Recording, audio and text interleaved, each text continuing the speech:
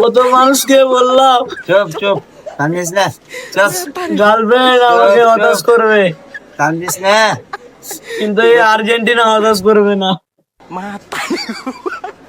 চুপ চুপ, কান্দিস না। কত আবার হবে। ছবি পোস্ট করলাম, এখানে আরেকটা স্টার লোডিং হবে, কিন্তু 3 স্টার থেকে আর 4 স্টার হলো না, আমার ব্যবসায় লালবাতি জ্বললো রে।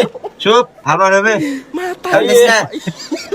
আমি এক গোডাউন 4 স্টারের গেঞ্জি আমি আমার গোডাউন লোড করেছি, শুধু অনলাইন সাপ্লাই দেবো, ব্যবসা করবো বলে, কিন্তু আমার 4 স্টারের গেঞ্জিটা আর বিক্রি হবে না। তুই কি ইসরায়েলকে সাপোর্ট করিস? ইসরায়েলকে কেন আমি সাপোর্ট করতে যাবো?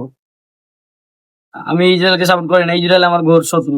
তুই যে যাদের লাগে কাংস করে তো ইসরায়েলকে সাপোর্ট করে। আজকে যদি ফাইনাল খেলাতে যদি আর্জেন্টিনা জিততো, তারপরে যে টাকাটা ইসরায়েল পক্ষে যেত, তারপরে তুই যে সাপোর্ট করছিস, তারপরে তো তোর সাপোর্ট করে ইসরায়েল পক্ষে হচ্ছে। তাই তো, এত গভীর ভাবে তো আমি চিন্তা করে দেখিনি। দেখ, সেদিনকে তোর আর্জেন্টিনা আর মিশরের খেলা ছিল, ওই গ্যালারির মধ্যে আর্জেন্টিনা আর ব্রাজিলের লোকেরা ইসরায়েলের পতাকা নিয়ে তারা ঘোরাঘুরি করছিল। আসলে বন্ধু, ওটা আমার কথা ছিল না, ওটা আর্জেন্টাইন ভক্তদের কথা ছিল, বুঝলি, কোনো দল সাপোর্ট করিনি। তো এই এরা হচ্ছে ইসরায়েলের জোট ভাই, বুঝলি, এদেরকে সাপোর্ট করা যাবে না। আমাদের গেঞ্জি টুকতে চায় না, ছিঁড়ে ফেলে দে, ছিঁড় ফালাকে এলাকায় সাপোর্ট করা যাবে না, ছিঁড় দে এভাবে পুরো দে। ধর। সহ্য হচ্ছে না, এই দেখ না।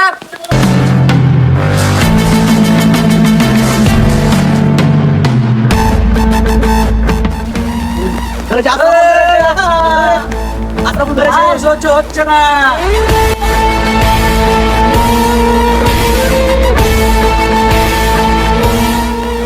নিলাম রে, নিলাম, দলকে একবার মুছে দিলাম।